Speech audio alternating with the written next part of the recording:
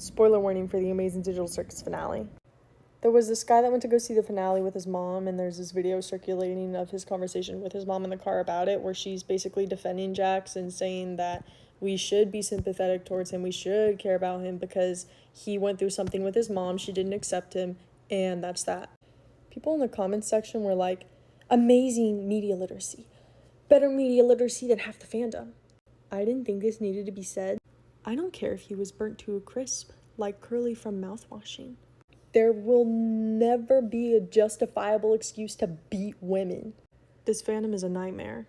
And it just really shows how deep misogyny runs in this fandom, especially a fandom that's mostly comprised of queer individuals that want to be like welcoming to everyone, we want equality, blah, blah, blah. But then you instantly go to back up this one character that literally his whole personality is he abuses women. That's it. It's just fiction. It's just fiction. I don't understand why we're suddenly acting like we're incapable of remembering that any type of media and fiction is very impressionable on the minds of anyone that consumes it. Y'all love this character because of his sarcastic, personality. You find that attractive. Little did you know, there's actually a million other fictional characters out there just like that who don't beat women. But you don't care.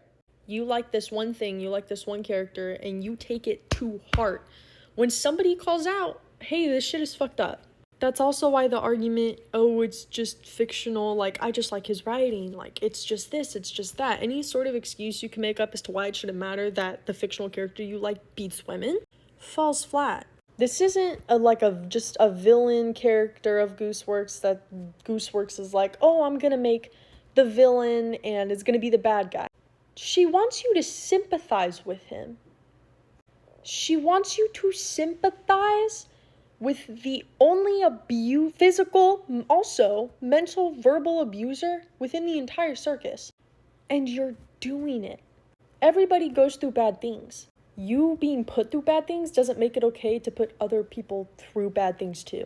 Yes, it's important to recognize where these bad treatments come from, but that is for the person who's doing the bad things to recognize so that they can realize the issue within themselves and then grow as a person. That's not for us to hear and then be like, oh, well, it's okay then. This fandom is a disease, and it's an even bigger joke to hear Gooseworks complain about the fandom when this is the exact type of fandom she cultivated. Making crazy tweets about racism, joking about it, being like, my drafts would get me canceled, my drafts are too edgy. So all that means is that you haven't grown up and has changed as a person if you're sticking to dark humor that's gonna get you banned.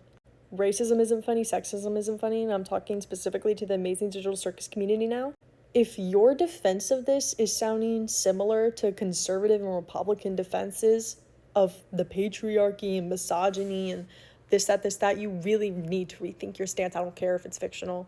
And then when the part of the community comprised of Black people comes forward and is like, hey, look, this behavior's not okay, this is weird, this is weird, this is weird, these voice actors have said this word.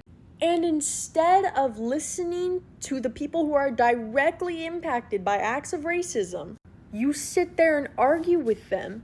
You turn most of the community against them. Y'all are terrible. Y'all are terrible. Y'all want to claim everything shouldn't matter if it was this long ago or if it's fictional, blah, blah, blah. And yet half of the non-Black individuals that consume this media jumped at the chance to be able to say the N-word and laugh about it and post it online. And then you get people that simp over real life school shooters, serial killers. You think these people just come out of the woodwork, just appear out of nowhere, just grow on trees. No, babe.